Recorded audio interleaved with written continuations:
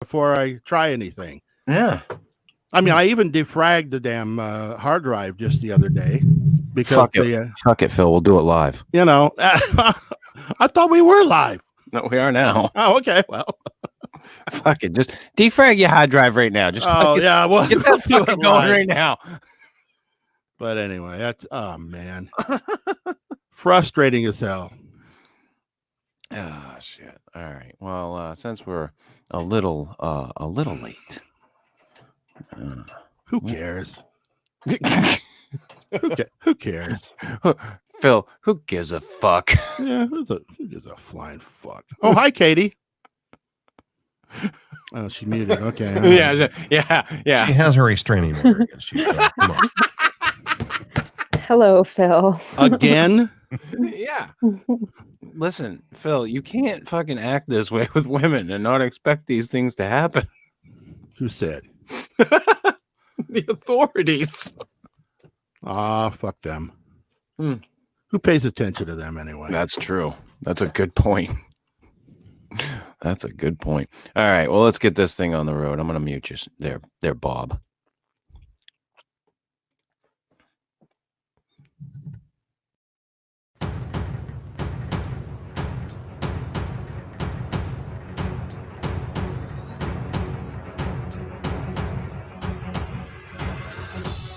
Once a week, 3 laddies come together from distant lands to talk about Bigfoot, Martians, ghosts, time travel, chupacabras, and the Sweetwater legend. I think we're all huge fans of the Sweetwater legend. This is the Fortean Slip with your host, Chris York. Say no to Quaaludes? Fuck no. Wait a minute. No. Say yes. Co-host, Steve Alcorn. Like, take a break, shut my camera off, go have a sandwich. And sometimes special guest, Matt Knapp. Just accept it for what it is and just watch it and enjoy it. They don't know who you are. They don't know what you want. If you're looking for entertainment, you may have come to the wrong podcast. But what they do have is a very particular set of skills. There are no cows. No cows? No. No cows were harmed in the making of this incident. We often wish that your relationship went much like that of the praying mantis. I thought that was a reference to everything being green. Yeah, sure you did. Carry on, gentlemen. I'm going to do something else for a little while. Wow, Steve, would you like us to stop the program so you continue to do your shit? You're about to witness the strength of creep knowledge.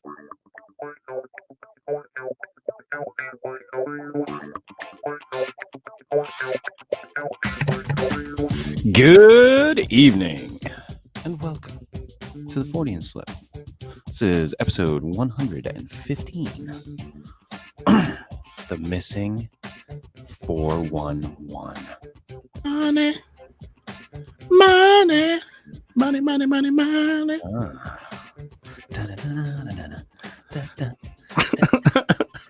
I'm just enjoying the music. It's almost a new year, Phil. Almost. Now, I wanted to revisit the missing 411 with Phil for a reason. Really? What is that reason, Chris? Because you're a prick. Mm-hmm. The last time I brought it up with you, the thing was Phil has a very distinct, how shall we say, feel. My wife is actually starting a class there at the Y. She's going to start Pilates. No. Yeah. She's starting Pilates. No. No, who invented that, don't you? Different guy.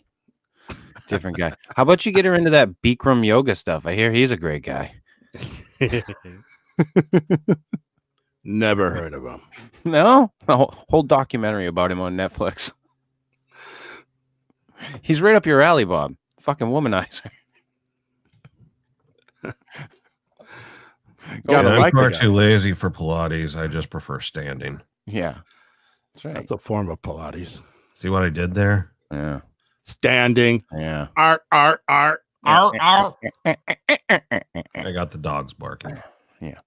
But so the last time I brought this up with you, Phil, and see, you and I have had conversations about this sense, and you kind of like dismissed the whole thing that I was talking about at the time with the missing 411. Yeah, you did. You were just like, everything I tried to bring up, you're like, Oh yeah, that conversation. Yeah, that one. You So know, why am I here? because I want to look at these cases, and we can talk about the things that have gone on with them. Now, I picked certain cases for the.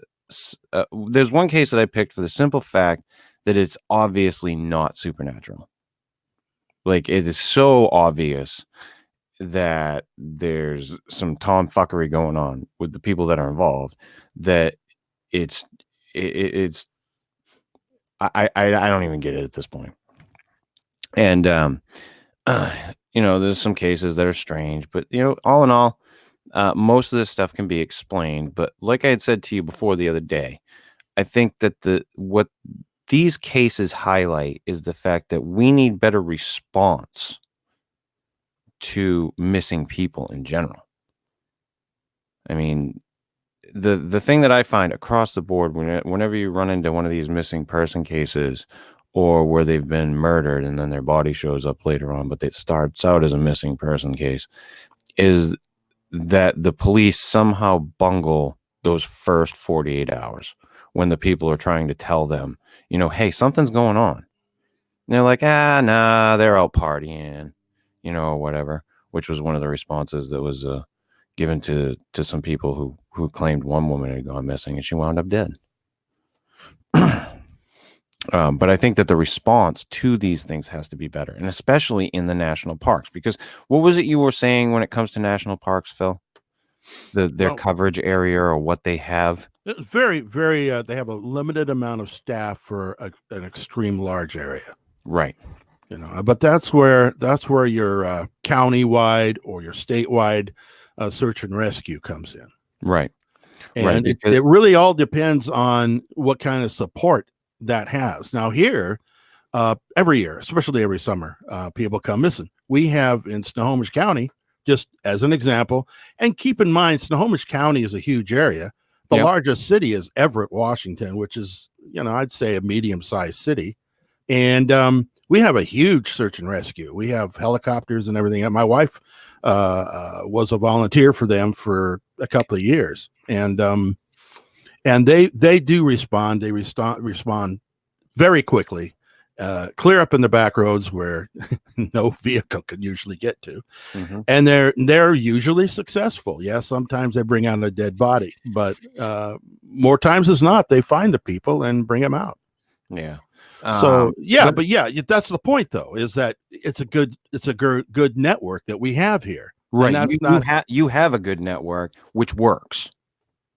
And it's just a matter of realization that it's needed. Yeah, and I think it's needed nationwide. Especially in these areas when you're talking about the national parks, they're huge areas. It's like, I've been out on some of these hiking trails. You get out on some of those hiking trails, you're out friggin' miles and miles and miles from anything. And it's not easy for them to get to you either.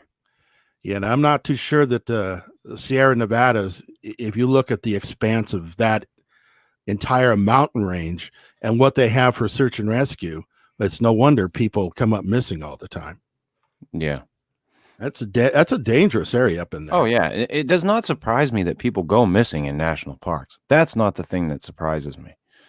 What surprises me is the when you look at individual cases and then you look at the response to some of them, and you're like, wait, what? Like, some of them, they pour in. They're all in. Like you were saying, the search and rescue's on it in your area. One of the cases we're going to look at, they were right there. They were right on. And there's something going on. But like I said, I think that the biggest thing that I want to highlight with this is that things need to change. Like, if somebody goes missing and someone close to them is contacting the police department, and they're saying, this is completely out of character for them. They need to listen. Like, and I know people are there are assholes out there who just fucking pull pranks and do bullshit, and that the police deal with a lot of horse shit. But I mean, there have been so many of these cases that I've looked over where it's been documented that they blew it off at first. Well, and let's differentiate between kind of what scenarios we're talking about. Are we talking about a hiker or a skier, or are we talking about? I'm talking about missing people in general. In general, okay, yeah, in general, across the board. Like he was supposed to come home from the bowling alley and he didn't show up, and it's mysterious. Well, not necessarily just that. I mean, even with other factors involved, it seems weird that these things happen so much, and that we're not taking steps to change those things. Yeah, hold on. Yeah, absolutely. I can hold on. I can even mute you.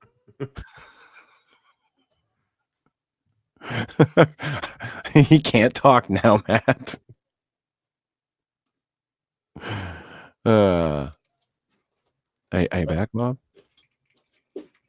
No, he's not. An interruption. Small interruption. Yes, a brief interruption. Yeah, I see. Yeah, sorry. But yeah, and I'll tell you what. Why don't we? I get your point. Okay. And you said you had some examples. Let's kind of hit on some of those. So we can look at the examples. Okay, so the first one, and this is one of the missing 411. See now, and this is the other thing, Phil, is I agree with you when it comes to the missing 411, that these are not necessarily paranormal things.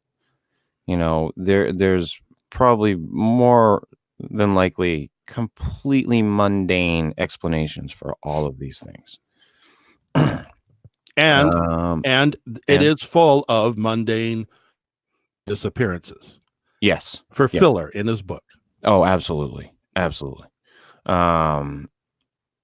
I'm actually going to start at the end of the list you gave me, Katie. So the first one we'll look at is Samuel Baloki.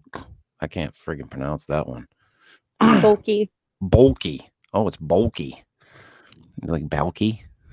Balky Bartokomus. Wasn't that little claymation donkey? Bulky? Come on, I don't know. Bulky. I don't know what the fuck he was. Rickle? All right. Anyway, 8-year-old Samuel Baloki went missing in Crater National Park in Oregon on October 14th, 2006. He was there with his father vacationing at a resort. Samuel was high functioning, but did have some developmental issues, likely autism.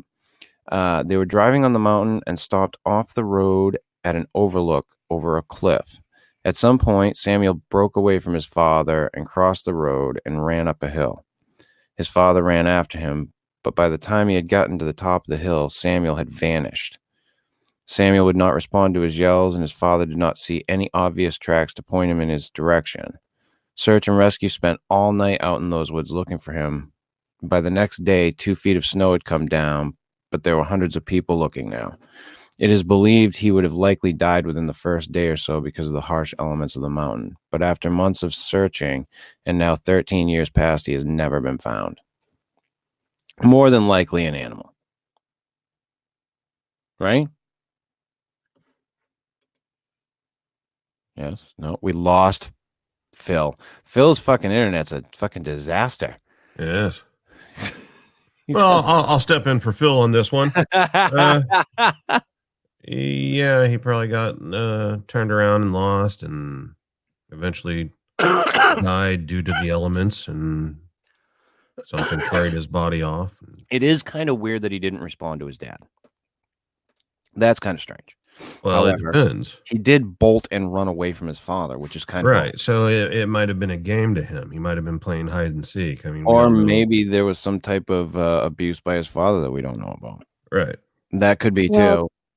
part of that story too was that he had actually ran across the road, and at first his father didn't think much of it because it was a big clearing that he was standing in, but he started to act like he was going to throw rocks at a biker that was going by. So his dad yelled at him like, "Hey, don't throw those rocks." And then that's when he bolted up the hill and his dad went after him. But it was such a short amount of time that his dad didn't have eyes on him that it's just crazy that he could have disappeared within a matter of like 2 minutes. Yeah. Yeah, but that's how people disappear. Yeah. Right. And especially if it was if it was a cat, like any of the big cats. Hi, Phil. My internet dropped off for a minute. Isn't that nice? That's Well, great. I mean, yeah. Sorry. But Let's did hear you about catch your all? internet. Did you catch all of that story? Phil? No. I got Okay. to the point where he was 8 years old and he was at a resort in Oregon. Okay, he was high functioning, but did have some developmental issues, likely autism. They were driving on the mountain, stopped off the road and overlook over a cliff. At some point, Samuel broke away from his father and crossed the road and ran up a hill. Now, Katie was just telling us that the father had just spoken to him, said don't throw. He was going to throw rocks at like a biker or something, and that his father had just spoken to him. So that may be why he broke off and ran away. His father ran after him, but by the time he had gotten to the top of the hill, Samuel had vanished. Samuel would not respond to his yells. His father did not see any obvious tracks to point him in his direction. Search and rescue spent all night out in the woods looking for him. By the next day, 2 feet of snow had come down, but there were hundreds of people looking now. It is believed he would have likely died within the first day or so because of the harsh elements of the mountain. But after months of searching and now 13 years past, he has never been found. And I had said to you, Phil, after, but you dropped out, more than likely an animal got him. Okay. Now this was in 411, right? I believe so. Was this one of the Yes. missing 411, Katie? Yes. Yes. Okay. So what did Pilates give for a rational explanation as to what could have happened? That we didn't. We're not looking into that. I don't give a fuck about Pilates or Pilates. Well, I know, but it's in the I book. think right. Listen. I'm just looking at the cases. Yeah, I know, and it's in the book. Right. But I don't have the book. I know that, but Katie should know what he gave she doesn't- for a she doesn't reasonable fucking- explanation. No, she didn't look into that either. Well, Okay, in well, the What? in the documentary, he did not give any conclusions on Mhm. anything, but Yeah. I have not read the books, so that's Right. possible that he did draw conclusions in his books. Okay. Well, I'll tell you that I've read his books, and he rarely, if any time, drew any kind of real conclusions. He usually leaves it open ended. Yes. You know, this is part of the story that authorities search for such and such, and he'll give the facts of the case. But when it comes to actually pinning down what could have been some of the causes for the disappearances, that's where he leaves it open ended. It's not what he said; it's usually what he doesn't say. Right, but I said I told you at the beginning I don't give I a know, shit about I Pilates. know, but He but, doesn't matter, and I don't buy into his explanations. Yeah, he doesn't have any. Whether they're there or not, or whether he leaves it open ended or not, I don't give a fuck what he says. Yeah, well, there were I'm several I'm explanations. just looking as at the to- cases. Okay, Like I want to there's- look at the cases and missing people in general. It just so happens that he has some cases that make sense to look at. Oh, sure, there are a lot of mundane cases in that book. Right. And you're correct. Could have been a mountain lion, depending on. Well, yeah, I think Oregon, Crater Lake National Park. Yeah, they've got cougars up in there. That could have been the case. It could have been he just ran off and fell, and they just couldn't find him. Now, all that being said, Phil, can you say definitively that kid did not get abducted by aliens? Exactly. Yes. Exactly. That's part of the non-point, right? Well, I mean, you've got a kid who, I mean, it says that he was probably autistic. Right. He's like, obviously, he's not all there. You know, Right. he He was behaving erratically. Right. He's got some sort of behavioral disability going on. Dad just got onto him for almost throwing rocks at a biker. He thinks he's in trouble. He's running away from his dad. He's going to go hide. He's not going to respond to his dad. Dad probably walked the wrong direction, put more distance between him and the kid. Kid probably wandered off. Shit happens. Yeah. In this Dad- in this case, I see this totally mundane.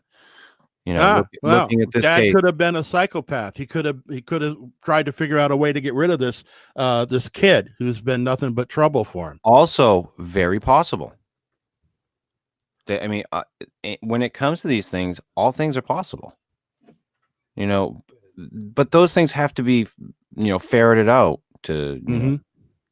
Yeah, it's hard to do when you're lacking evidence. Yeah, exactly. But we've always been like that as a race. I mean, that's why we said, the things that we said to explain the things that we didn't understand until we were able to get evidence and understand them later on. Yeah. So whenever we don't have evidence of something, we still immediately revert back to that. Oh, it's mysterious because there's unknown. And since we don't know it, we're just going to fill in the blanks. Yeah, Right. even though any rational person could actually fill in the blanks with any rational explanation, and we just had 3 of them. Well, there's Right. a long list of possibilities and variables to go through before you ever reach the realm of something supernatural or non-normal. And yet people go there almost Well, all it's all the fun. time. It's entertaining. It's fun. Yeah, and especially if they're set up to do that. Yeah. Right. And these cases lend themselves to be able to be used in those ways. For people showboating things. And I do think that a lot of these cases are that are very mundane. And from what I've heard, the books don't get updated all that much either after the things have been found out. So, but And beyond, something I just want to add real quick, coming from Oklahoma, where you have a large area that's rural, Oklahoma City and Tulsa are pretty much the only actual cities in the state. The law enforcement agencies are fully aware of this fact. Places like national parks and these remote areas where people visit with their families are prime targets for kidnappers. oh, hell yeah. Like, they would rather kidnap a kid out in the middle of nowhere than one in the middle of the city where there's a bunch of witnesses and cameras and everything else going on. Yeah, absolutely. And a little kid getting separated from his dad is a prime opportunity to snatch him up and throw him in the car and take off. The thing is with a lot of these are kids, and with disappearances of kids, especially in like national parks, those I can totally wrap my head around a mundane, rational explanation. When the ones that are concerning is when it's adults and they just disappear, like, and they were just right there. That I'm more like, oh, okay, that is like, but then you still have to go down every avenue. You can't just be like, oh, it's mysterious. No, not necessarily. Unless it's set up that way. Yeah, in the telling. In the telling of it, yes. Mm-hmm.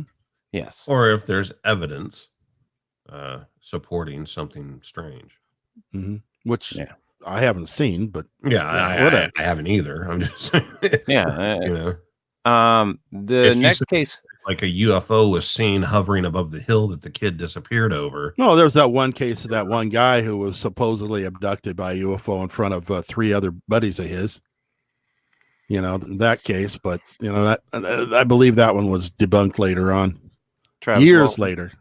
Yeah. Years later. Yeah. All right. So the next case we're going to look at, Phil, is Jared Atadero. 3-year-old Jared Atadero went missing on the Big South Trail in the Roosevelt National Forest in Colorado on October 2nd. Is that the one where it was found like 15 miles away or something? I don't know. I'll get there. Pardon me. Did you say 3? Yeah, 3-year-old. Mm-hmm. Why was a 3-year-old there? Yeah, exactly. And in a lot of these cases, that's another thing too. These people, bringing these very little children out into these areas and letting them freaking just run around. I know you want to like let them out into nature and all, but I mean, in some of these cases, it seems like, people who took some pretty big risks. He lived with his father and sister on a mountain resort that they owned and operated. Church group that had been staying at the resort offered to take the two Atadero kids on a hike with them while their father, Alan, stayed at home. One of the adults from the large group stayed close and watched over the two kids, but at some point, Jared had wandered too far, and the adult realized he had been out of her sight for more than 10 minutes. The group began spreading out to look for him, while one ran back to get his father and notify authorities. Search and rescue spent 8 days straight, 24 hours a day searching the area. 2 fishermen had reported seeing the boy that day. He was all alone and asking them about bears. The fishermen showed them where they had seen him, and that became Jared's last seen spot. What the fuck? It was an intensely difficult search. An Air Force helicopter had crashed, which mostly kept the search on the ground only from that point on. The search continued for weeks, but nothing was ever found by search and rescue.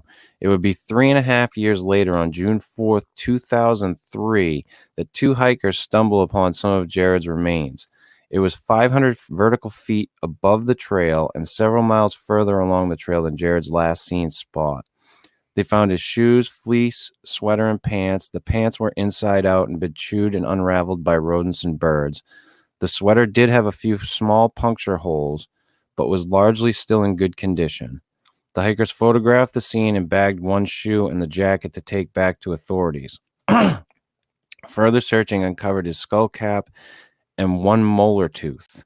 The tooth was found sitting atop a log, oddly by itself but out in the open. DNA proved these remains were Jared's, and it is assumed a large cat attacked him and carried him further up the mountain. But Jared's father and many others are not satisfied with this explanation. Of course they're not. They believe the shoes and sweater are too clean and undamaged. There should have been more damage if he was attacked and eaten by a predator. And they would know because they're zoologists and wildlife experts. Right. They would. Why? Is there any note about did his father beat the shit out of the fisherman? Right. That's the thing. When the minute you said that, I was like, gee, I'm like, because I'm reading it and I'm not like processing it quite in the same way you are as you're hearing it. Yeah, you're a fisherman and you see a 3-year-old kid out alone. I'm just like, yeah, the bears, they're over there. Yeah, go over there. They're over there. You'll go check it out. Go fuck with them. And then, of course, there's the church elders who obviously weren't paying attention at all. And then there's the father. People. And then there's the father who just let this kid go with some strangers. Yeah. It was a comedy of errors from the very beginning. The only one that had any sense was the frickin' mountain lion. He was just hungry. Yeah. More or less. Is there any other information on this one, Katie? I mean, there's lots of speculations. They did hire and give the information to zoologists, and the whole thing with the pants being inside out was a big talking point. I don't know. I agree that the fishermen, that part got me too. 2 grown men seeing a 3-year-old by himself. You're not going to leave that kid alone and let him wander back off. Like, that's crazy. Yeah, why didn't they be like, hey, kid, you're obviously fucking too little to be out here by yourself. 3. What the fuck? But you know what? Also, the minute I thought that, here's the other thing I thought of. How crazy scared we all are to do anything when it comes to a child nowadays. You fucking touch a child. Yeah. In that scenario, I agree with you, Matt. You take the fucking chance. Yeah, you do. But, you have no choice. Right. But it makes me wonder, like, if these guys were like, I don't know. If there's more than one of them and they both thought that. I think they should have just fucking picked him up and tried to find people. But maybe the fishing was really good that day. Yeah, it could have been. They could have been biting really fucking hard that day. And trout were biting. when you get a good fight on your hands, man. 3-year-old Yeah. kid looking for bears. I mean, I don't know what happened to the kid. But the things like the tooth, for instance, to me, that's the stuff that I think gets added in to make it seem mysterious when it's not. Right. When it's not. I mean, right. A bird picks up the tooth and sets it on a log. A rodent runs off with one. There's no telling. Once again, you're talking about the woods, you're talking about nature, and they don't see it as like a little kid's molar to leave on this log in a mysterious way. Like, they're picking at gums. Yeah, this is out in the woods. Yeah. And like I said, this is more than likely, excuse me, but 99%, this is just mundane, got grabbed by a cat, bear, something. More than likely, eventually, yeah. Coyotes. The clothing, that could have been easy. I don't know. Like, you would have to see it and everything, obviously. A wolf or coyote grabs hold of the waistband on the pants and starts pulling on it, and it pulls it off the kid's legs inside out. Yeah. And kids can also get into hella spots on their own. I mean, here's the other thing. Just had to poop. By the time the animals got to him, maybe he had already been sitting out in the woods for a while. He lost weight. So they go to grab his clothes and they just come right off him. Yeah. We don't know. Okay, Sherlock. The speculation shit. Well, no, the speculation. No, you're right. Like you're saying, when it comes to like the tooth or, well, the clothes didn't have any, so obviously it could. No, that doesn't mean shit. No, it doesn't. It means that's the way they found him. And it's also evidence that shows what could have happened after the fact. And during. And Phil, I don't have anything that's really strange tonight. I didn't try to find shit like that. Just so you know. Okay. Like, all right. I'm a little disappointed, but Yeah, and you should be. No, but I do have cases to bring up. Just to bring up my back to my point of, the things that get mishandled when people go missing. So I do have a couple of those to bring up. So, but anyway, the big one that I wanted to get into tonight is Dior Koontz, 2-year-old, 2-year-old Dior Koontz. And I hate to laugh about this because the kid's probably fucking dead. And the Adirondacks. Yeah. Went missing at Timber Creek Campground near Leadore, Idaho on July 10th, 2015. He was on a camping trip with his mother, Jessica Mitchell, his father, Dior Koontz Sr., Jessica's grandfather, Robert, and Robert's friend, Isaac. Baby Dior and his parents had come back from a quick trip into town and found Robert and Isaac had caught some fish. The creek was in relatively close proximity to their campsite, no more than 20 to 30 yards away down a steep embankment. Jessica and Dior Sr. headed to the creek to check it out. Baby Dior was following along, but decided to turn back and stay with Robert, the grandfather. They spent only about 10 minutes at the creek before Dior Sr. spotted some trapped minnows that he knew Baby Dior would love to see, so he turned back to the camp to go get him. As Dior Sr. was heading back, Jessica noted seeing Isaac come up to the creek as well, but further down from them. Then just a few moments later, Dior Sr. had come back to her in a panic saying they couldn't find Baby Dior. Robert had insisted that he had been sitting near the picnic table, but did admit he had taken his eyes off him for a few minutes. I had thought that he was underneath a tree, Katie. Well, that's one of the details that changed. That keeps changing? Yeah. Yes. Okay. But that was the initial story. Okay. They got Isaac back to the camp, and they all spent about an hour looking for him before they called the police. Search and rescue were engaged immediately, and full force searches were done nonstop for about 2 weeks. Unfortunately, not a trace of or clue of Baby Dior was ever found. Suspicions have pointed in every direction, but no charges have ever been filed against any of the 4 adults. Robert's story has varied a bit over the years, but he is elderly and not as sharp as the other adults. What are you trying to say, Katie? He does admit holding guilt for being the last one to have seen him. Dior's parents' stories have also varied and changed throughout the years, not with any big new developments, but just with inconsistencies. After the initial first few weeks of the searches, they began to resist the media. They eventually divorced, and Jessica even remarried. Isaac is the one person present during the disappearance whose story has never changed at all, but he does not escape suspicion. He is a slow, quote-unquote, man, and does have a previous conviction of a sex crime. The story is still ongoing today. The family has hired multiple private investigators, and just this year in 2019, they filed a lawsuit against their most recent hired investigator. He had concluded baby Dior had died and his parents are lying. The lawsuit had been dismissed, but it raised many questions that have yet to be answered. A few things that I grabbed that Katie didn't have in here. The investigator that they filed a lawsuit against, he was the second private investigator that they had hired.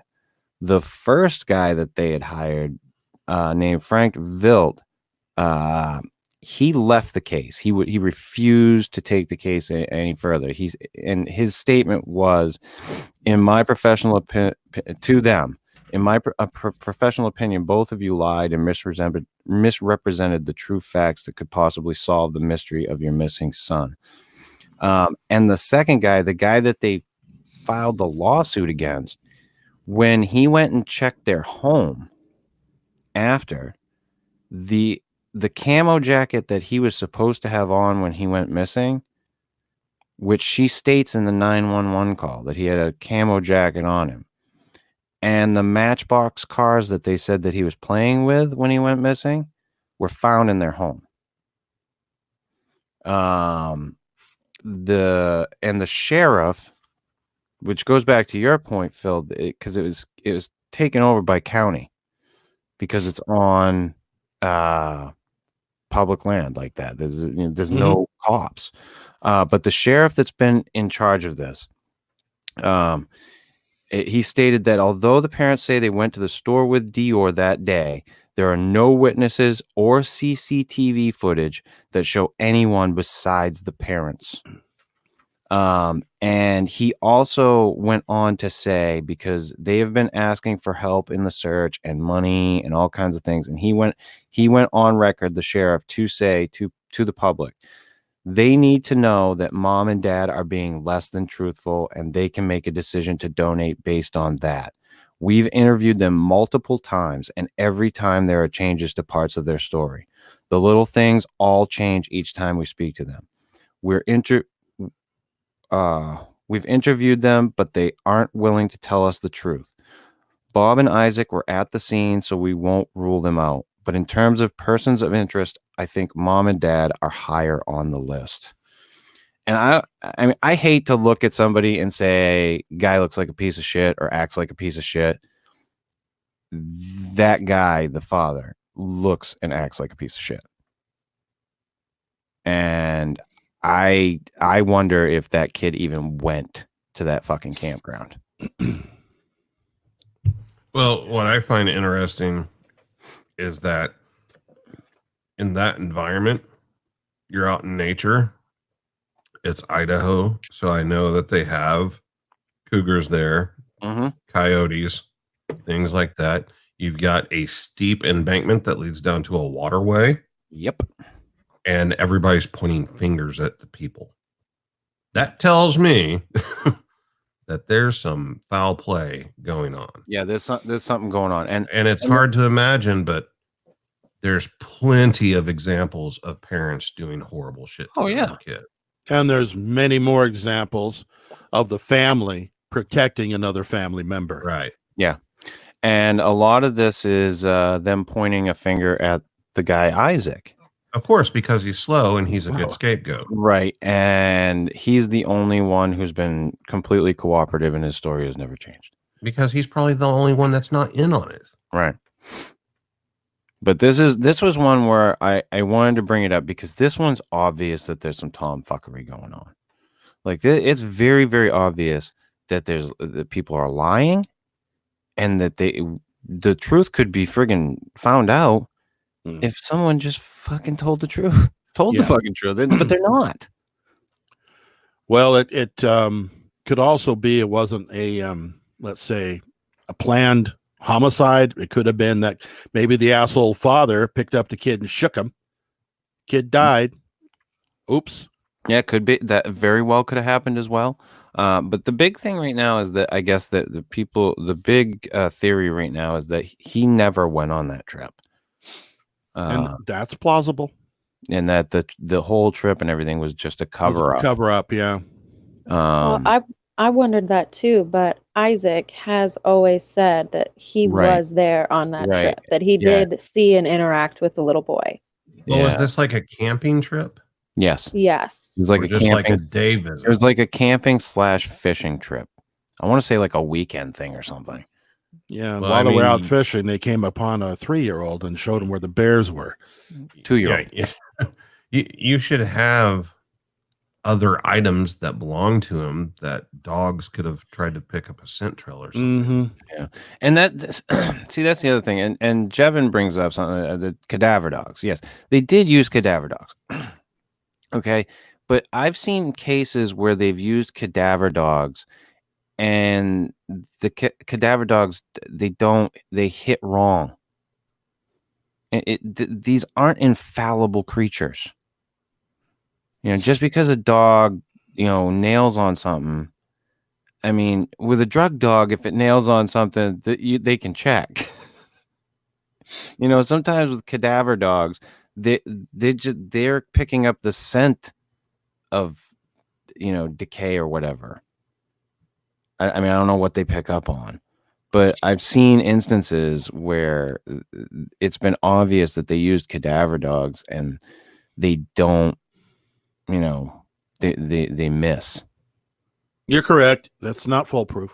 Yeah, and people who think that it is, people who think that all of these techniques and things are completely foolproof, you really need to do a little bit of research.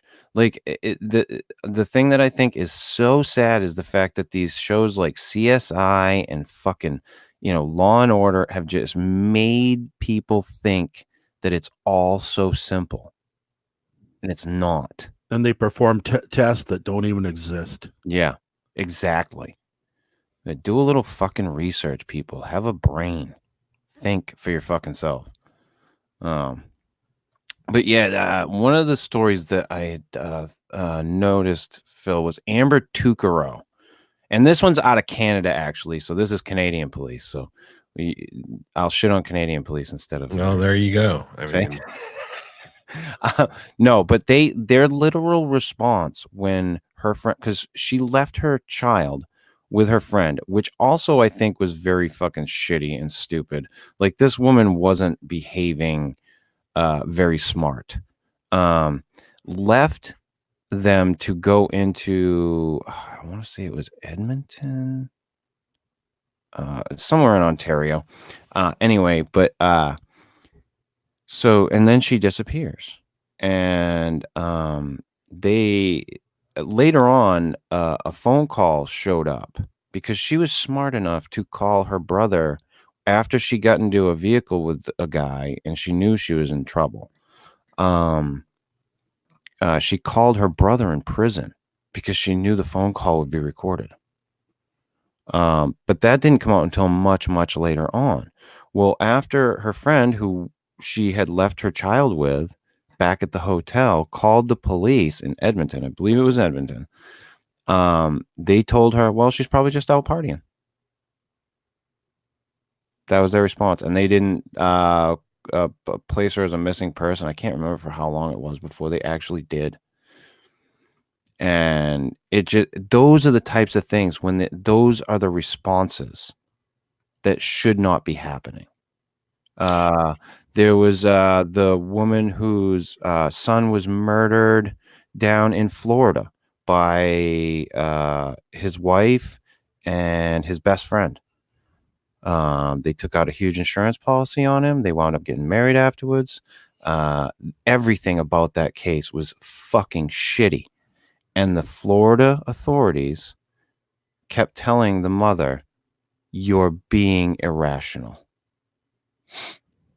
In the case of the one with the gal leaving her kid with the friend and driving away with this guy. Mhm. So how long had it been after she left the child with her that the police was called? I believe it was the next day, if I remember correctly.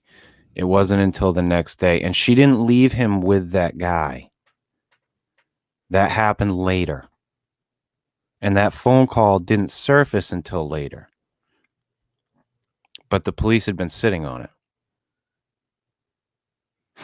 it. And there's also people who have because they asked if anyone recognized the voice on the phone call, the guy, and there's been a bunch of people who have come out and said, yes, it's this fucking rancher up there, and he's like some sex offender.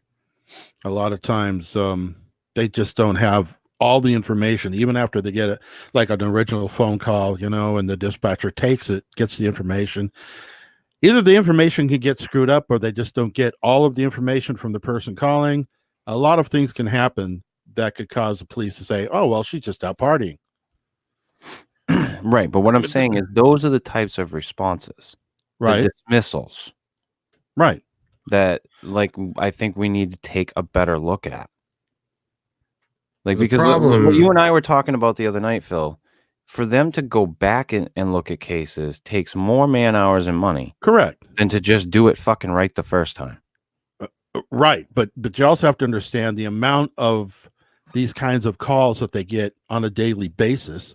And the person usually will just show up the next day. Yeah. Because we don't know why the person left. We don't know what under what suspicious circumstances it happened. If they've been gone, it could have had a flat tire. The car could have broke down. You never know what happened. Okay, now Phil, if your son was missing and you knew it, and the police told you, well, he'll probably show up tomorrow, would you want to accept that? No, I'd find out kind of what happened. But the thing is, I'm in a better position to find out what happened to my son than the police are. Actually. Because I have all the contact information in it. Correct. But still, my point is that no one wants to hear that. That's the thing.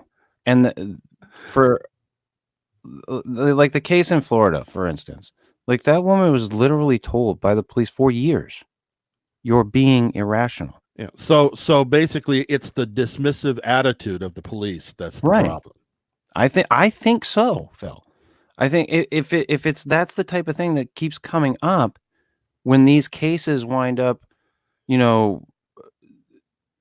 being, I don't want to say necessarily mishandled, because it's not that the police are mishandling it. They're handling it the way that they're trained to. Well, they're like, well, statistically speaking, they'll be back tomorrow. But I'll tell you what, if a cop told me statistically speaking your son will be back tomorrow, no. I'd want to fucking let's say your son disappeared, right? And you called me and I'm there. And I'm going to ask you all kinds of questions. I'm going to ask you when, where, how, why, when was the last person that saw him? What was he wearing? Give me a description. I would get all the information, possible information that you have. And I would more than likely say something. Look, I know how you feel, and if it was my kid, I'd feel the same way as you do. We can only do what we can do. We'll go ahead and check it out, and we'll, if you can hear anything else, give us a call right away. But he's your kid, and that's not going to satisfy you, no matter what we say. It's not going to. Right, and I also understand that. But what I'm saying is, I don't think any of this stuff was quote unquote mishandled, because it was handled the way it was supposed to be handled. Right.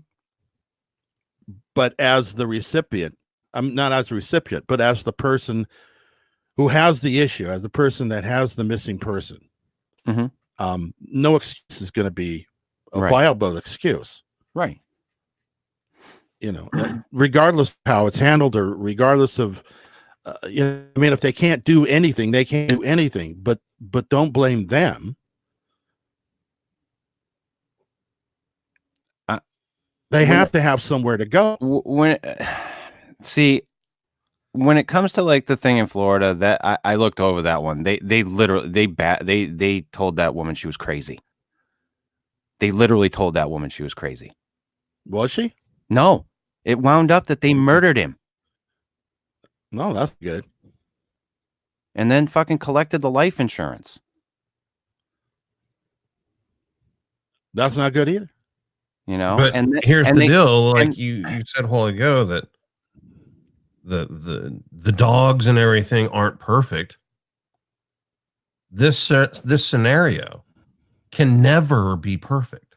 Oh no, and These that's things are going to happen. right. That's what I'm saying. It's not perfect, but I think that we need to look at how we address these situations better than how we do. Now, Phil, what you said to me, you know, what you would have done, that's you. You know, That should be the way it's done. that should be the way it's done, but it's And it's not. been addressed, and I'm sure in It's every not, department. it's not always the way that it's done. And sometimes you're going to get some jerk off who. Right. But like what I was saying before, though, like I think that if we, as a whole, as a people, like, if we looked at the way it's handled, You're going to get some guy who hasn't had his coffee yet, and he's going to be a jerk about it. And look, lady, this is the way it is. That happens. That crap happens.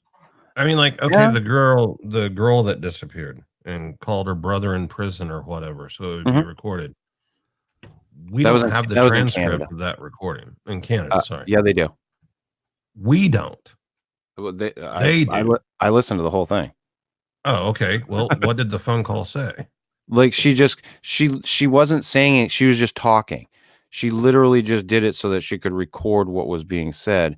Right. And she kept saying, "You're not taking me into the city, are you?" And he's like, "Yeah, I am. I'm going to take you over to Route 50. This crosses over to Route 50." And she just keeps saying, "No, it doesn't."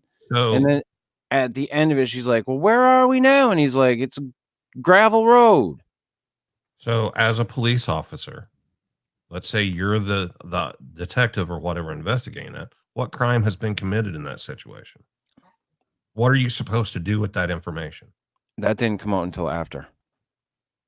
Yeah, After she had been missing. apparently they didn't even know this phone Yeah, call was in They existence. didn't know that they had it recorded at the prison until later on. Until Well, there's they, no reason. Like, yes, they record the prison calls, but there Right. was no reason for them to go and check the database. right, Or they didn't anything. find it until later on. Is My what. internet like- keeps cutting in and out here.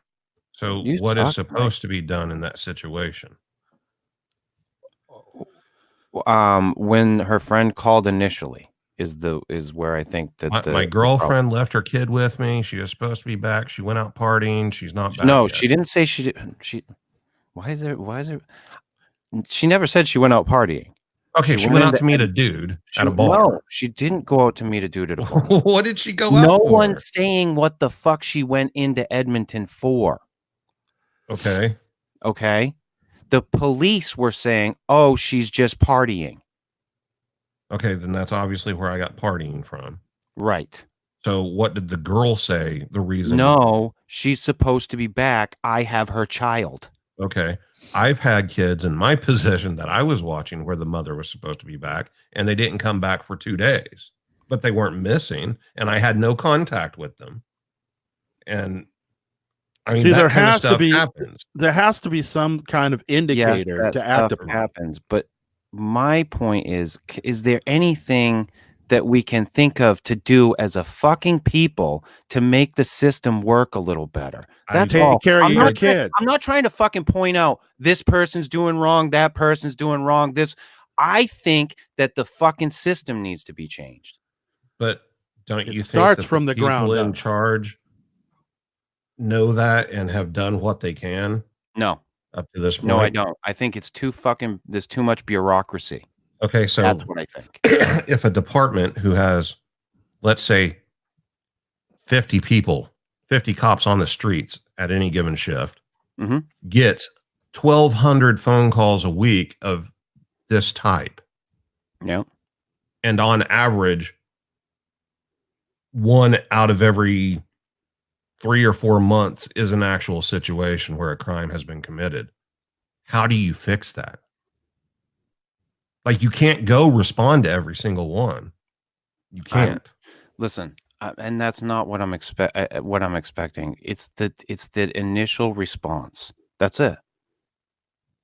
Well, is there any time that police should be saying to a woman who's just trying to, find out what happened, and then come to find out the man was murdered, and that things were completely fucking botched? No, that should. Is there any time in this fucking planet where the police should be telling a woman she's crazy in that instance? No, Can anybody absolutely fucking not. answer that? Absolutely not. Right. But why is it bad for me to bring that up? It's not. You can't. Well, it's not. Okay. But you can't. And I'm not trying to single that out as one thing, Phil. That's my point. I'm not trying to single it out as this is indicative of everything that happens. I'm not. No. I'm just trying to say that there are things that can be fixed. There are procedures that could be looked at and not. But how do you know there was no such procedure at that department at the time? How do I know? Just because they have a procedure in place doesn't mean that everyone's going to follow them. Okay, and you can't use one instant of a fuck up from one officer and just put a blanket across all the procedures and say it's got to be written. Well, okay, so here's the thing: this type of stuff doesn't just happen in one state; it happens everywhere. So for me to say that the procedure, how this stuff is handled, needs to be changed all over, I don't think that's outside the realm of rationality. Based on the ones that are publicized, based on the ones that, let's say, the victim or a family victim publicizes. I mean, these are cases that are, I believe these are very rare instances, but they do get a lot of mileage when it comes to the media. Here's another case where the cops fucked something up. I think that there's and that's not the point that I'm trying to make. I'm not trying to make the point of this is a case where the cops fucked up. Well, if he wasn't following procedures, then he did. Well, if that's the case, and that's between him and the fucking department. Well, clearly they fucked up by the way that they treated the woman. Exactly. No one says this is the way to treat a person when they call saying, this person's gone. Nah, you're crazy. Come on. I just think that the way that it's looked at, that's all. And to be honest, I'm getting to a point where, and Joe Rogan had said this recently, with all this stuff that's gone on with people, talking bad about police officers. He's like, these people, and I've talked to you about this before too, Phil.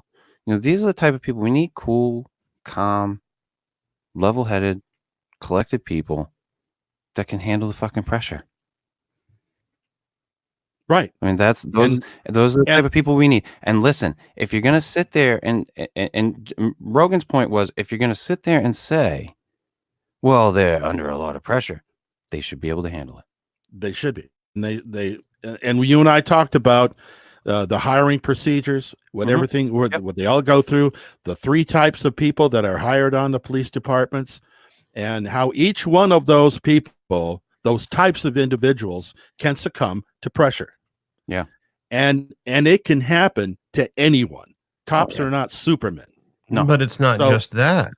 I mean, you have the problem of crimes go up, populations go up. You have to hire more people, but they don't have the money to hire more people. They don't have the money. They don't have the ability to train the people and pick and cherry pick the right ones that should be on the job. They just have to get officers out there. So there was a time when I and one other officer was on graveyard shift, and this is a city of 10,000 people, and it was just 2 of us. And I mean, again, Phil, that goes back to the bureaucracy. That goes back to the system. I would say it goes back to, but the system is the people, and if the people don't vote a budget in, it doesn't get there. Yep, you're absolutely right. Is everybody going to stop committing crimes and give more tax dollars to allow this to happen? No, of course not. No, but we could give more tax dollars to make those. They won't. That's a won't. You're votable absolutely thing, right. and people Because they'll wouldn't sit do there it. and they'll argue it, and they'll get stuck in fucking. I want the pothole on my street fixed. I don't give a shit. Yep. We have enough cops. And Yep. then let's say that you did do that, and you did cherry pick the people who stay calm and everything, and you got enough bodies out there. You were able to hire a force large enough to handle the population size of wherever you're at. Then what are they going to say? Oh, Well, they're this gonna is say- a police state. There's too many police officers. We need to cut back. Not only that, but the crime rate's going to go down. And why do we need all these cops? Right. Yeah. It's a catch-22. And again, this goes back to the other thing that you and I were talking about too, Phil. That fucking pendulum. The swing back and forth. That fucking here we go. Well, we hired all these cops, so now the streets are all good. So now we'll cut back.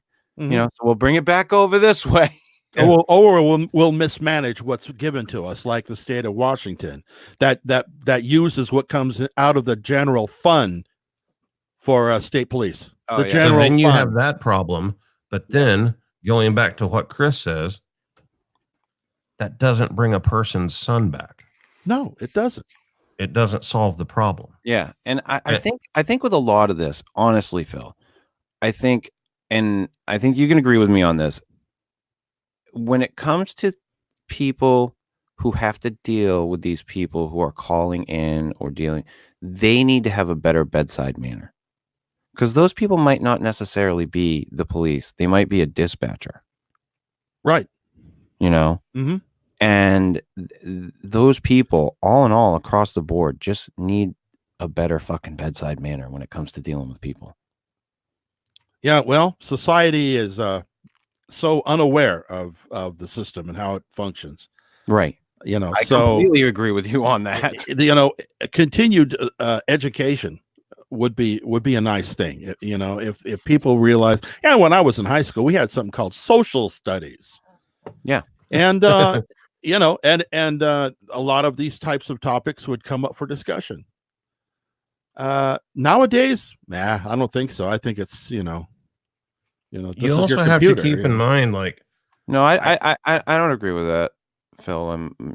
I paid attention to what my son's been looking at in school, and so he's got a good school. He does happen to go to one of the better ones, but I mean, but I know I'm the cherry reality picking, of but it. that's another problem. Here's the reality of it, though. How do you? I don't care who you are.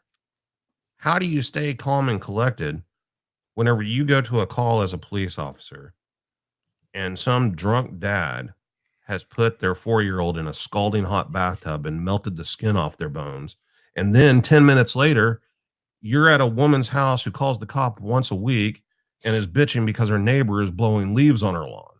But if you tell her to fuck off, you're the bad guy and you're in the newspaper and you're getting fired and everything else. I'm not saying cops should tell them to fuck off, but I'm just saying those things happen. Oh yeah, absolutely. Like every day. And listen, I'm empathetic with that shit. Okay, I have one of my cousin who came on the show. He's a fucking fireman. He's an emergency responder. He deals with people and bullshit all the fucking time, and he's dealt with some horrible shit. And it's not exactly the same as a cop, but they respond to some fucking they see horrible shit. Yeah, all the time. And he's like, dude, most of the time I'm going out to fucking deal with some bitch who's like complaining about a friggin' the next door neighbor's barbecuing. And that's why there's so many first responders and stuff that are addicts. Yeah. Well, it would be nice.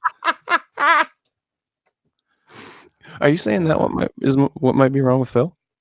No, not at all. I'm just saying, and then the other side of it is like, we can say, and there is problems with the system that need to be fixed because these cops, these things could have been prevented.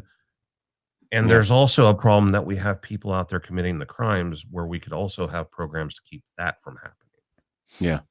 No, I agree with all of that. And I think what's important is that the discussion needs to be had. Oh, sure. But I think it needs to be had at the education level and touch on all the areas that are necessary. Everything from drug abuse to, criminal insanity. I mean, there's a lot of different aspects. There's no one quick fix that would be nice, but there isn't going to be one. I don't think there is, and I don't think there's one like mystical fucking band-aid we can put on it. But I think that if people like took a moment to look at it and say, hey, maybe we need to just like, and I'm not saying that it's going to fix everything, that it's going to bring every fucking missing kid, missing person fucking home, or save every person who goes missing from being killed. But maybe if we took a look at it, there are things that we could do to do it better. That's all I'm saying. I mean, those situations where there is a mishandling by the authorities that we're calling for help in these situations that cause the tragedy to take place, that shouldn't happen. But I also think that a lot of these people who fucking want to sit around and bitch and fucking moan about the police should not then call them when they need them. Yeah, the social awareness in this country is just about zip right now. Because I have a healthy respect for it. Okay. Even though I've been fucking run through the system and I have my feelings about things, I still have a respect for it. I mean, these people have to go out and deal with shit day in and day out. Like I said, I just think that we should take a better look at it. And I don't think there's anything wrong with that. I don't think there's anything wrong with looking at how the system deals with those cases. And not to say, hey, these people fucked up. That's not, I'm not saying that that's why. And the next time that there's a community meeting where the police send out their liaison to talk to your neighborhood, I'm sure you'll be there. I will. I'll fucking jump right on it.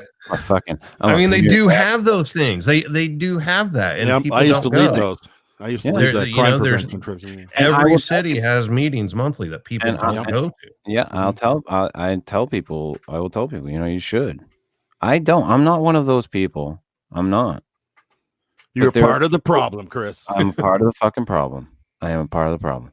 But if you're one of those people that wants to make the fucking change, there's ways to fucking make it. Yeah. But I agree. But it has to happen. Like I said, when it comes to like the national parks, that's like something that has to happen on a national level. Mm-hmm. It's not going to happen by me going to my fucking town meeting. That's not going to change that. It has to be done by people talking about it. Well, you also have like, sorry, Phil. Whenever it comes to police and any group of people, in that scenario, military, fire department, whatever, somebody screws up, it's going to turn it's going to turn the public against us. You can't let this get out. It's going to do more harm than good if it gets out. So we're just going to sweep this one under the rug and keep our mouth shut. Yeah, that has to stop. Yeah. Yeah, the police cover-ups do have to stop. Absolutely. I mean, there needs to be more transparency. With that in mind, though, I have to leave. Oh, okay, Phil. He's got something to do. What's that thing? I'm going to start that barbecue you guys been talking about in the backyard. And piss somebody off? Yeah. Oh, okay. Anyway, it's been real. It's been good. All right. But yeah, I think something needs to change. That's all. I don't think that finger pointing needs to be made. And that wasn't what I was trying to say. I wasn't trying to say that any one person, one division of this whole thing is at fault. I just think that it needs to be looked at. I agree. I wasn't taking it that way. I mean, you and I have had numerous conversations about this. Mm-hmm. My whole thing is, yes, but what? How do we fix it? Right. How does it get fixed? Like, I don't think that it gets fixed by people like you and me. No, no. There are people who are far smarter. Yeah, smarter and way less cynical. Yeah, and I just think that the discussion needs to be on the table. It's like I said, like I was trying to say to Phil, more so when it comes to the national parks. Because like him and I were talking about the other night, these places are covered by 1 or 2 cops for like just this huge expanse of miles. Right. And it's just open country that you can't get to. Like a lot of it, they can't drive their car out there. No. Those fucking hiking trails that I go on, if you ain't on foot. Yeah, and they have to sit there and babysit all the tourists, back at the lodge, put your fire out, don't let your kids run around. And they spend all their time doing that. And they've got all this bullshit on their plate, and I think, a lot of times I think, Phil thinks that I'm just like attacking police officers, and that wasn't the case here. I was trying to make the point that, yes, mistakes have been made, and maybe because those mistakes have been made, maybe we should take a look at things. Well, we're supposed to learn from mistakes, aren't we? Right. And that was my why whole aren't point. we? Why? Yeah. Why aren't we? Why are there cases where things don't change? I mean, something that's like always been a taboo subject for our generation, because it was like, regardless of how you feel about it, the chipping people. Oh, yeah. Implants at birth. Yeah. You have the religious side, which, that's the mark of the beast. Yeah. You have the anti-government side. I get it. But think about how many of these cases would have an answer. Yeah. Where you'd know.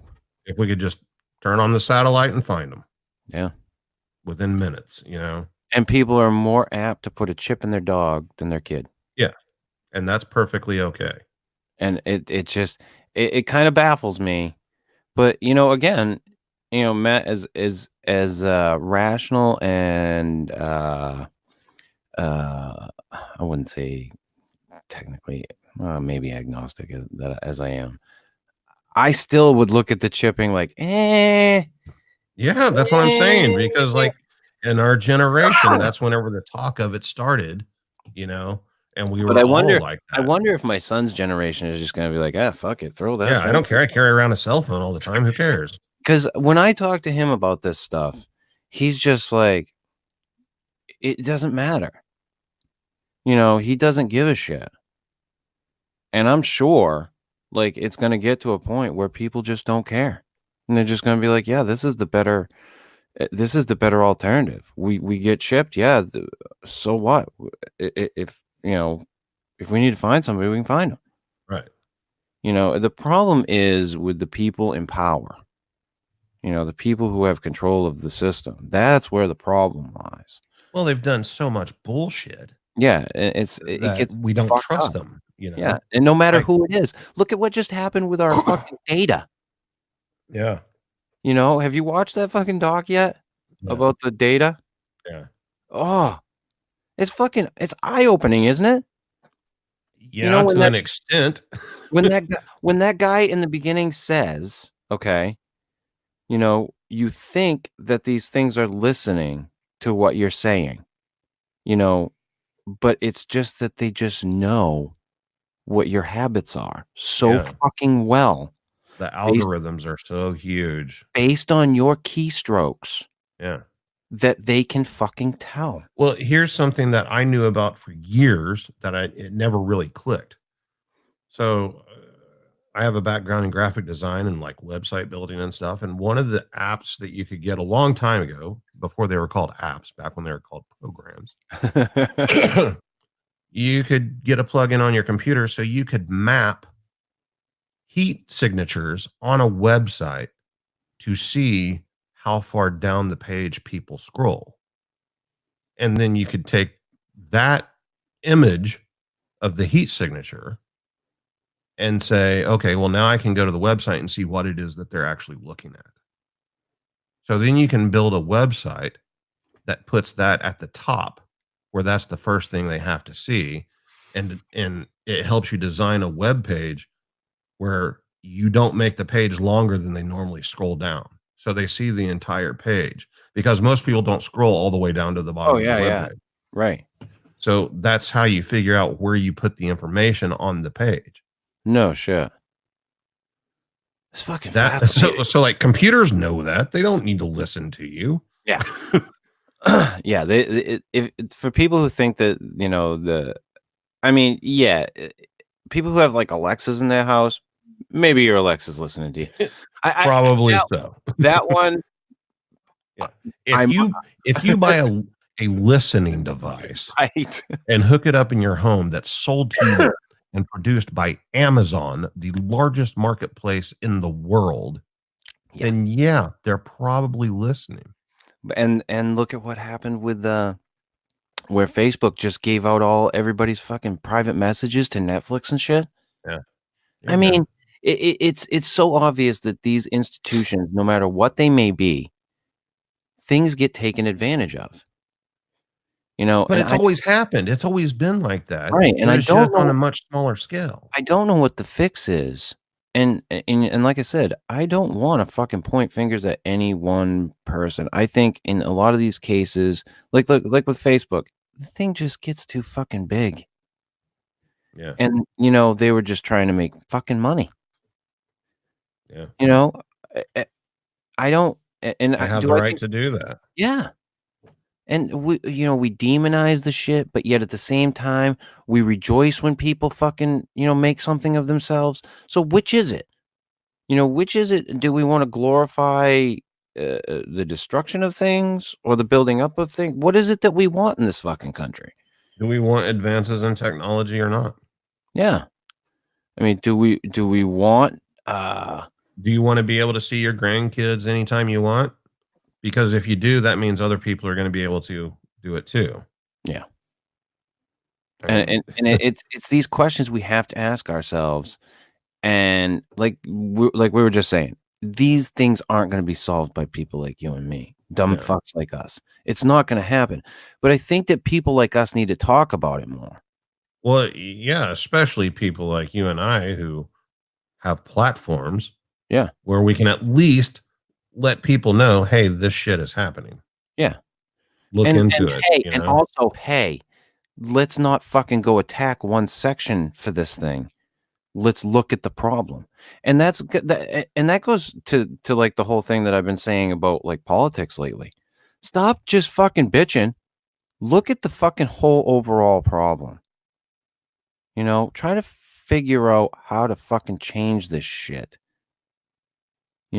Instead I kind of agree with Phil in the aspect that I believe it starts with like education. No, he's absolutely right. Because that's the generation that grows up and takes over. Yeah, those kids today need to be informed so that they, and they need to know. And listen, here's something that I think people need to know. People need to understand going out into the world how these systems work. Yeah. I don't, and no one's going to want to spend the money to explain to kids how these systems work, but they should understand everything about it. And they should know that like you should be able to talk to kids and say like, hey, here's where we screwed up. You guys need to fix it. Sorry, don't mean to leave this as your legacy, but that's how it is. Yeah, but that's the way things work. Yeah. I mean, look at that fucking kid there that he's trying to clean up the fucking ocean. Yeah. Got all kinds of should have won Times Person of the Year, just in my opinion. Yeah, I agree with you on that. In all honesty, but all the ridicule he went through. Yeah. And now he's doing it. And gonna be huge. Yeah. I mean, like, look at Jeff Bezos, and people like that are alive now, and think about like what's gonna happen in the future. Yeah. And this kid, he's already developing other shit. Yeah. Like those are the type of people that we need. The people that can solve these fucking problems. Because it's scary because you've got these people, these tech people who invent something and create something and get all of this money. Like Bezos is extremely powerful. Oh yeah, arguably the most powerful person on the planet just because of money. But that money can fix problems. It can fix a lot of problems. Listen, I'm going to make a statement, man. Jeff Bezos put Walmart on the fucking run. Yeah. Did you ever think that would fucking happen? No. Go back to 12-year-old Matt and tell him like, yeah, something's gonna be bigger than Walmart. Like, no, Fuck bullshit. you. Bullshit. There A you go. Walton's? No one can be bigger than them. Sam still drives his He old started truck. out selling shoes, like and chocolate bars, man. Like, Yeah. I mean, it's crazy, when you think back, back when the internet was first exploding, I would have never imagined that there'd be a thing like Amazon. no. But I say money fixes stuff, and it does. And if you earn that money, you have the right to do whatever you want to with it. If you want to build spaceships to explore space, that's great. I'm not disputing that. You want to make flamethrowers? But then you got like the water situation in Flint.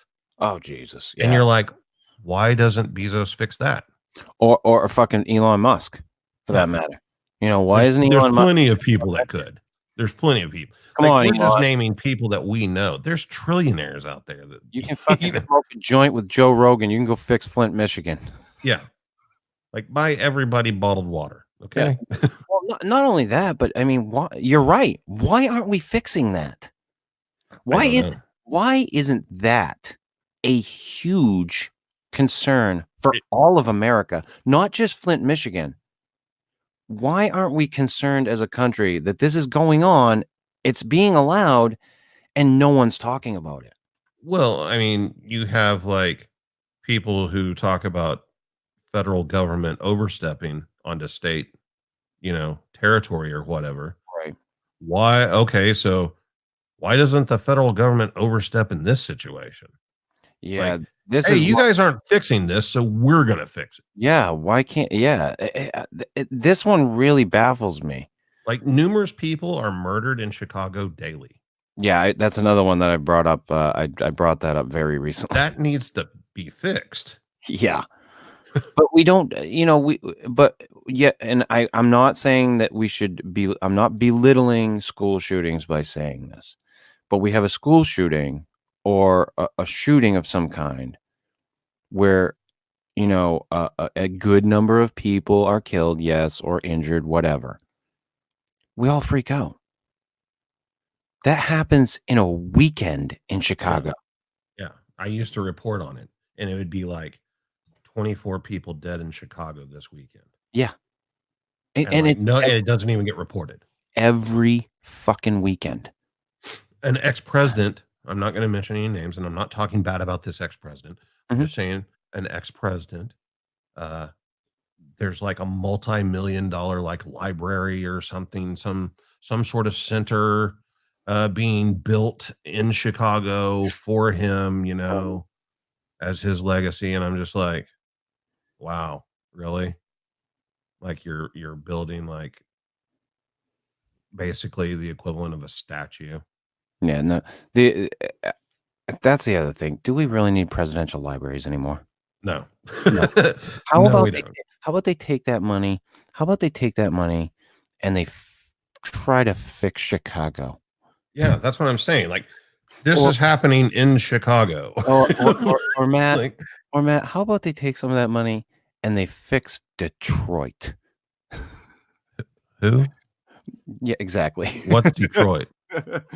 It's a city. Detroit sickens me. It's a city we used to have, Matt. Yeah. It's a ghost town. It is a place where, and this is no shit, people, where the fire department will decide when they get somewhere if they're just going to let the building burn or not. Yeah. And that is no shit. That's what's going on in Detroit. But you motherfuckers all want to bitch about everything else. Everything else. And this is the type of stuff that really, really sickens me when I have to hear these people talking about fucking, we need to start a civil war. Shut your fucking mouth. Shut your fucking mouth. There are people being fucking murdered every fucking day in these cities. And we freak out about fucking stupid shit. Yeah. Murder doesn't see any political affiliation. Yeah. Yeah. Why can't we? That's the thing. I don't understand why people can't stand together on these fucking things. To me, everything should come to a halt until this shit's fixed. You know, like in Chicago, nothing should be happening. The governor should be like declaring a state of emergency, getting federal funding, and like stopping everything. There's not going to be any sporting events. There's not going to be anything until we fix this. And that's an obvious place where the cops do not have the backing that they should. They don't. Yeah, that's an clearly.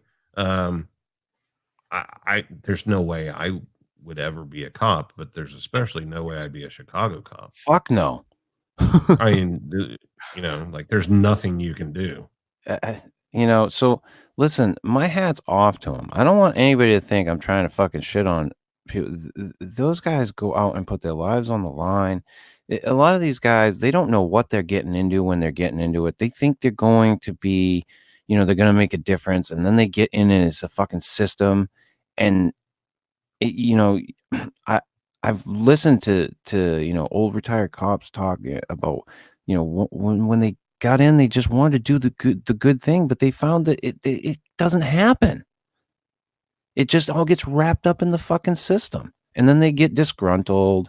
You know, some of them turn to fucking, you know, breaking the law, which is what happened with what's his fucking name there, Mike something, in the 75th precinct there in New York City back in the 80s. But you know, it's a fucked up job, and I just think that we need to look at things a little better. And if that means that people need to loosen up fucking money for taxes to spend some fucking money in these areas, so be it. Make sure the fucking money's being spent properly. That's the other thing that gets fucked up in this country all the time. Allocation of funding. We give them the fucking money and they fuck it all up. Oh, well, I mean, I don't even like talking about our schools here in Oklahoma because like they're the worst in the country, and we lay off teachers every year. We have no money, none at all. We got money a while back. Okay. We needed that money to hire new teachers and have more teachers and keep schools. We close schools every year in Tulsa, every year. Okay. So these schools, the high schools, got money. It was like $1 million. However, they were told how to spend it. They weren't given this money to hire teachers or pay salaries or update books and equipment or anything. No, they all had to build field houses for their sporting teams, their sports teams, field houses. Like they erected these new state-of-the-art field houses to sell tickets to sporting events. Yeah. I don't want to shit on Oklahomans, but that sounds like good old boy mentality to me. Yeah, it's bullshit. It's bullshit. It's absolute bullshit. That seems like such a good old boy mentality. We gotta get these boys goddamn new stadium. Yeah. It's not even stadiums. It's nothing. It's just like a sports building. Like what? We need to have a place for these boys to work out. These boys need a place. You know, it gets cold in the wintertime. We need a place to sell tickets. Like what? That's fucking funny. Yeah. I'm sorry, but it's sad and funny at the same fucking time. Well, I'm just saying, like that's no, dude. I'm very lucky. Type of shit that you're talking about. I'm very lucky in that my children go to one of the best schools literally in the nation. It gets ranked within like the top 10 schools like every year. Oh, yeah. Oklahoma has great schools after the public sector. Once you get outside of the public school system. My kids go to a public school. It just happens to be in a very affluent neighborhood. But I'm very grateful for that. That school system has done so right by my kids. You know, they've both been very well educated. When I talk to them, well, see, here you have everybody in the administration making like 6 figures a year. Yeah. Yeah, and the superintendent that we hired. Pay our fucking teachers shit, and that needs to stop. Well, Oklahoma's like the worst. I'm literally. Yeah, I know. I heard. I think I read something recently about that, and it appalled me. It's like 20-something thousand a year. Yeah, it's. I mean, listen. Yes, do teachers get a lot of time off every year? Yeah, but they're teaching our youth.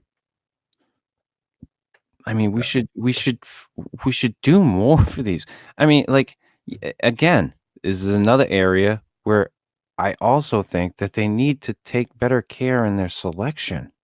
Yeah, you know, absolutely. Because here's the thing: we'll let any fucking idiot be a fucking teacher. You literally just have to go to college, get the fucking degree, and get hired. Oh well, see, okay, so yes.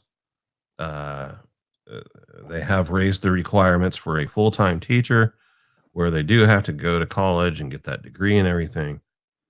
But that's only for full-time teachers. Right. Everybody else just needs a high school diploma. Correct. And you can be like a substitute teacher for like, it takes nothing. And these people are teaching our children. Like, I think there needs to be more. And like you said, absolutely, Phil is right. The kids need to be better educated on how these systems work. Because I can tell you, I left high school not understanding a fucking thing about how these systems work. Well, which would have benefited you more? Your advanced geometry math course or another year of government? You mean calculus? Yeah. You know, like. I mean, listen. I've often said if I had gone into something that would have used it, I'm sure me finding out the limit of something as it approached zero was fucking worth it. But in the aspect of how we prepare our children for the world, we are doing a piss poor job. In my opinion, elementary school and high school the curriculum should be totally different. And then if you want to educate beyond that, you can do it in college. And guess what? Okay, here's another pet peeve of mine. Oh, geez. I don't even want to go down this one. So people listening to this, and just in general, are in agreement. The school systems are fucked up. The teachers are fucked up. You know, yes. All this is going on.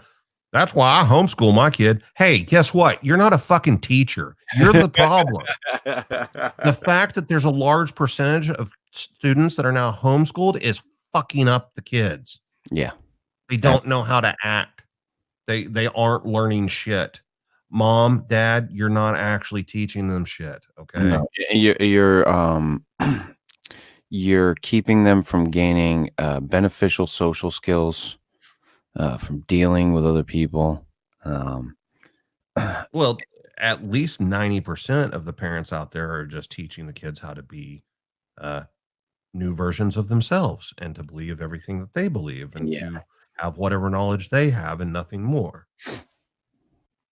Yeah. And I think that, in some cases, homeschooling needs to happen. Yes. In some cases. But I think you're right. I mean, last year we had 1,200 students in Tulsa public schools drop out and go into homeschooling. Jesus. And what are they really learning? Nothing. Because once they get home, they're not dragging their asses out of bed. Mom's not fucking with it. Like nobody's doing the actual work. And when they are doing the work, it's just workbooks that they're printing off of the internet or having shipped to them from some company just making money off of the homeschool sector. It's a business. That's all it is. And the education that we're giving our children to go out into the world with is, I'm sorry, it's atrocious. It like they should know how to balance a friggin' household budget. They should know how to work their money. They've removed all those programs. Yeah. They've removed all those classes. All that shit's gone. For what? And one of the biggest problems that I see is whenever they removed vocational training, whenever they took VOTEC out, where, kids that aren't going to college can't go learn how to work on cars or be a welder or anything for free. Yeah, and then that's another thing that is abhorrent, is that we need to have those programs for kids, because not all kids want to go and be a fucking rocket scientist or a fucking or whatever the case may be, and they already know what they want to do. I knew so many of them in high school. They were just like, yeah, this is what I want to do, and they were doing it. They were going to Vogue. And every time your car breaks down, you take it to a fucking mechanic. Yeah. Like there's nothing wrong with that. There's nothing wrong with being blue collar. No. And we definitely need blue collar people out there. And I mean, I one of the things that I actually wrote a paper on vocational schooling, and one of the papers I was writing for in high school. It wasn't at the high school I was at. It was in one of the programs I was at, but. And I mean, I was astounded at how much resistance there is to it in a lot of places. Like, it's just like, why? And, I hate to think that, we should be, I hate to say that we should be testing kids and like finding out where they should go. But I do think there is some merit to like trying to find out what kids are going to do better in what areas. As opposed to having them grow up and get out on their own and stumble from job to job for the first 20 years of their adulthood. Because they don't know what they want to fucking do. I mean, what are you doing? Yeah, exactly. Same thing I'm doing, And had I had a little bit better indication back then, maybe I would have made a better decision. Who knows? But the fact of the matter is, the lead up to that should have been better for me and for you. And we should strive for it to be better for our kids and our grandkids. Like, we shouldn't be like, oh yeah, let's just give them fucking status quo. Yeah, no, that's what I had. That's what they should have. Fuck them. Meatloaf. Yeah. Like, here you go. Here's the same Meatloaf Thursday. Here's the same meatloaf I had when I was a kid. There you go. Fuck you. But Dad, they got these new things.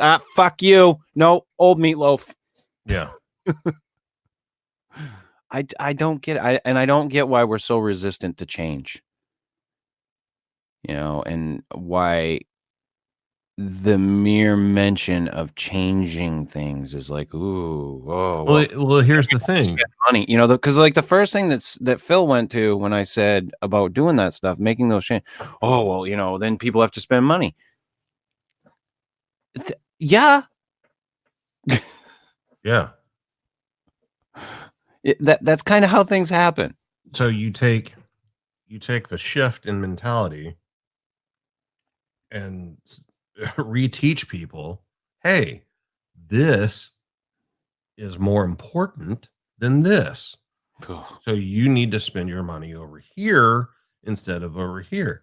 I mean, the problem with change is everybody's afraid of it because it brings us out of our comfort zone. What if our comfort zone what if we were retrained? Crazy, I know. But what if we started teaching kids to where their comfort zone was change?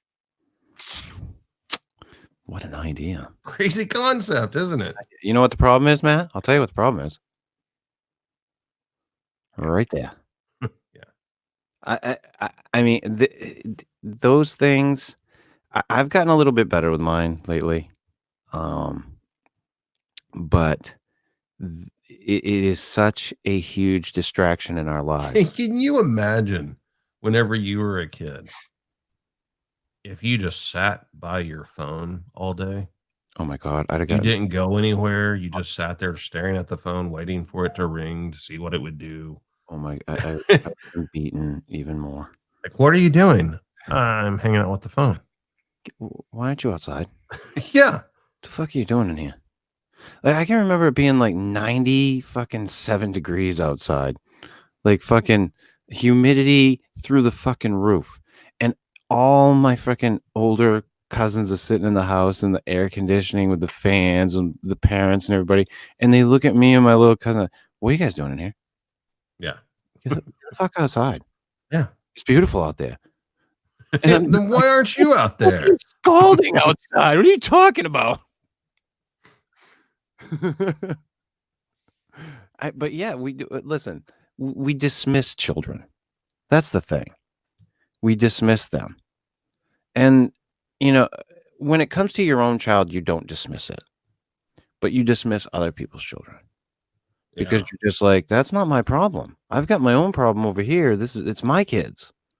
I've got to take care of my kids.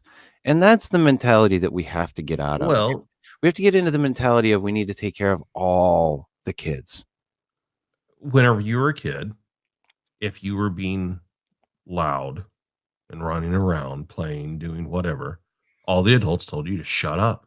Oh, yeah. Quiet down. Settle down. As a parent, when your kids are running around yelling and screaming, you don't want anything more than to strangle them until they quit moving. So now, whenever they plug into those devices, they're quiet. They're just sitting there. So Yeah, we're like, oh, my kid's well behaved. Okay, yeah. Take a look at that phone and see what they're doing on it. I try to bat the phone out of my son's hand all the time. I'm like, put the damn thing down. I don't know how many times I'll be watching TV and he'll be looking through Reddit. And I'll be like, dude, get the fuck off your phone. Yeah. I'm like, this is not the time to be doing that. And I scold him for that shit. You don't need to see what some other teenager has an opinion on that, you're fine. You'll be all right. Let's watch The Mandalorian and fucking shut the fuck up. Yeah. Look, it's Baby Yoda. That's right. Baby Yoda's cute, right? Come on. Yeah, but on Reddit they put yeah, exactly. God damn it, kid. Just fucking focus on this. I don't need to know about everything else that's going on right now. But that's the way they're wired now. It's not their fault. That, and the thing that gets me the most is kids don't understand not being entertained. They don't understand the concept of boredom or inconvenience. Oh, yeah. And will do anything to avoid either one of those. Oh, they don't understand that, like, hey, guess what? Whenever you get older, there's going to be times where you need to do something. And to do that, you're just going to have to sit there and wait. And be bored out of your fucking skull. Like my stepson, if he broke his arm and went to the emergency room and they didn't put him right in a cast, he would come back home. Oh, I'm not going to wait. Like, dude, you've got a broken arm. You need to wait. Nah. They should call me and then I'll go up there when they're ready. Yeah. Then I'll come back. Fuck them.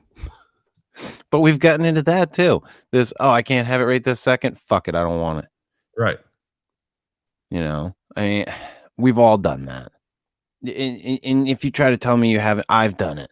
Oh, I'm not saying I've never done it. Oh, I'm not saying you. I'm saying like people out there. I wasn't like singling you, Matt. Don't you fucking dare.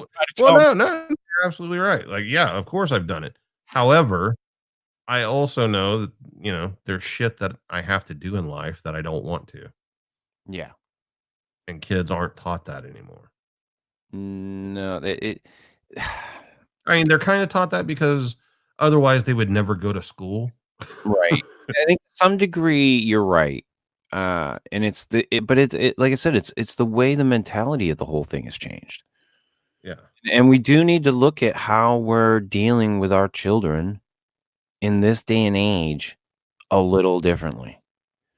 Because like I look at the stuff that my son is inundated with for information, TV shows, stuff on the internet, and I'm just like I spend most of my time, doing like damage control stuff. Well, okay, your kid is a very mature and intelligent kid for his age. Oh yeah. With that being said, he's still the age he is. Yeah. Therefore, no offense meant, but in general, your kid's a dumbass compared to like a grown up. fuck yeah. No, And like- all these kids are getting all their information from other kids that are dumbasses. Yeah. Yeah. And my son has said some things that have enlightened me. I will say that. He's said things before that have made me think about. I was like, yeah, you know what? You're fucking right. You know, that's some fucking child wisdom right there. Yeah. You know, happens. but a lot of times he's a fucking dummy. Yeah. Like, how many times do I have to tell you to make your fucking bed before you leave? Jesus Christ, dude. Dude, that one's the dryer. That one's the washer. You know, how Look at it. yeah. And we need to treat them as such.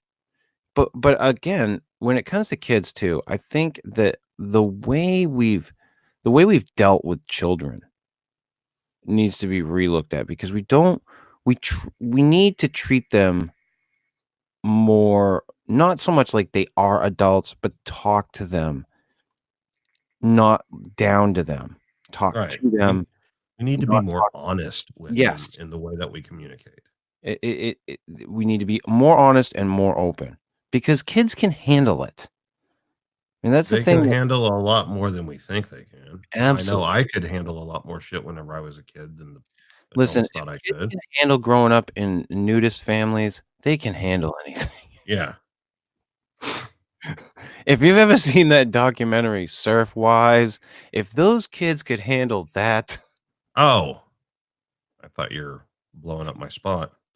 Blowing up your spot. Yeah, letting everybody know that I grew up in a nudist family. You ever seen that documentary, Surf Wise? No. About that doctor? Oh, he's like a famous like surf guy. His whole family, they just surfed. And he would go from town to town in their little fucking van thing that they lived in, and he would be a doctor in the town, and they would surf. And like they described what their life was like growing up, and how all the kids would be at the foot of the bed while his father was eating his mother's pussy. Oh my God. And they just had to sit there while dad was just plowing mom. And it's just like, if kids can get through that. Well, see, here's the fucked up part. So like that whole, whatever you want to call it, like, families like that existed. Okay. And still do. Yeah. It's just the part where he said he's a doctor. Like, he's not washing dishes at the local truck stop to get by. Nope. He's a doctor. Here's a doc. It's a great documentary too. And a guy worked with at Frito-Lay who surfed. I'm sure he still does. But he was like, yeah, look into this, and I did, and I was like, holy shit, this is some fucking interesting stuff here. But yeah, kids can handle shit, and we do need to look at it more in that way. Like, hey, like we don't need to treat them with quote unquote kid gloves as much. Like, just be truthful with them. You know, they all handle when fucking they find out Santa ain't real. What? I mean, fuck. I don't know I'm that not letting that one go. Okay. I don't listen, Matt. I don't know if I've ever heard of a kid that like found out Santa wasn't real and had a mental fucking breakdown, you know, and just couldn't ever go on. Well, I mean, I'm maybe sure it's for happened. that holiday season. I'm sure it's happened, but I was never told that Santa wasn't real. But my whole thing was like, I don't know. I was just a very observant young kid, because I was like, so Santa uses the same gift wrap that Grandma and Grandpa use. And these toys are definitely not fucking handmade. Like, that's the fucking He-Man I pointed at fucking Walmart. Like, the day before. Yeah. Oh, here's a fucking thing. Since you brought up that, like, I thought of this one. Somebody needs to do a documentary or something on this shit. Santa Clauses. The ones that you take your kid to get their picture taken with. God, yeah.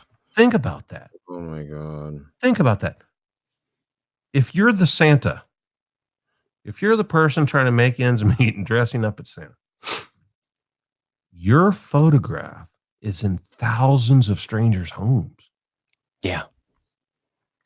and you're holding their little kid on your lap. Yeah. It's pretty fucking creepy. Because in every Santa photo, because one, came out for the holiday season of me whenever I was like 8, I'm sitting on Santa's lap. And now as an adult, I can see past the fake beard, and look into the eyes, the soul of the person sitting there. And in all those pictures, that guy is looking directly at the fucking camera.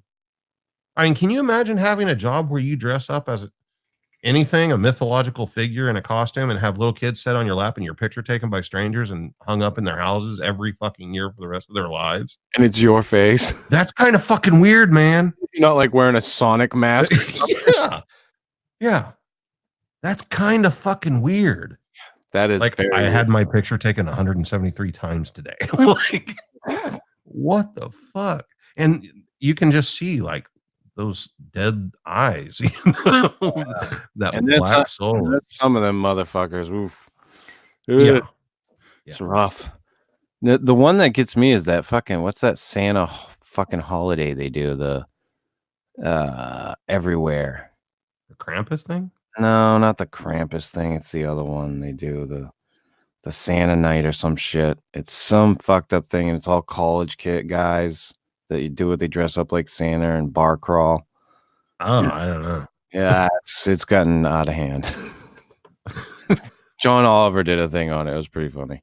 But wouldn't it be just crazy to be the Santa guy and just like go into people's homes like, that's my picture? Like, what if you went to like somebody's, because there's a good chance that could happen. Oh yeah. Later on in life, you're in somebody's home and like, hey, you've got a picture of me. Yeah. Hey, that's me, it's Timmy. So fucking weird. That's fucking creepy. That is a weird thing.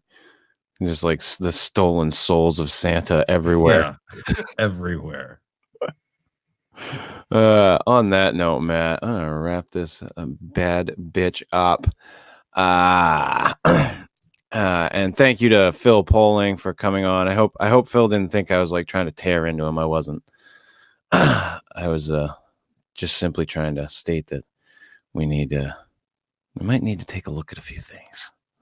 But on that note, this has been the Fortean Slip, episode 115, The Missing 411. If you like this shit, hit the little thumbs up button. If you don't, hit the little thumbs down button. Leave a comment, subscribe. Check out Matt Knapp over at youtube.com/bigfootcrossroads and youtube.com/cryptid tales. Check us out on Anchor at anchor.fm/the Fortean Slip. The show is usually up a couple hours, sometimes a little less after the show. But always, subscribe on Anchor, download from Anchor. We appreciate it. Check out Richard Allen's comic strip, Bigfoot with Keith and Colin, on Facebook. Check out, of course, our good friend Phil Poling over at Parabreakdown, youtube.com/Parabreakdown.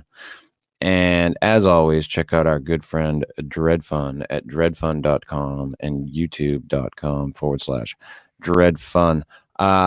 Fred might actually join us next week for the year in review show. And I spoke to Steve Culls. He's going to come on the end of the month. He's sending me a copy of his book to read, and he would like to go over the freezer hoax, which I don't think I've ever really gone over the whole thing on the show. I think we just kind of passed it over. It was like, it was fucking dire. I don't think I have ever talked about it that in depth, and I was actually heavily involved with it. Yeah, and I think it'd be a good one to do because Steve had a lot to do with Dyer. Both Steves, Culls and Alcorn. You. And I just think it'd be a good show. So he's sending me a copy of the book so I can read it. And I'm going to get that read before the end of the month. He's going to come on the 26th. So, and next week we'll be back with the year in review.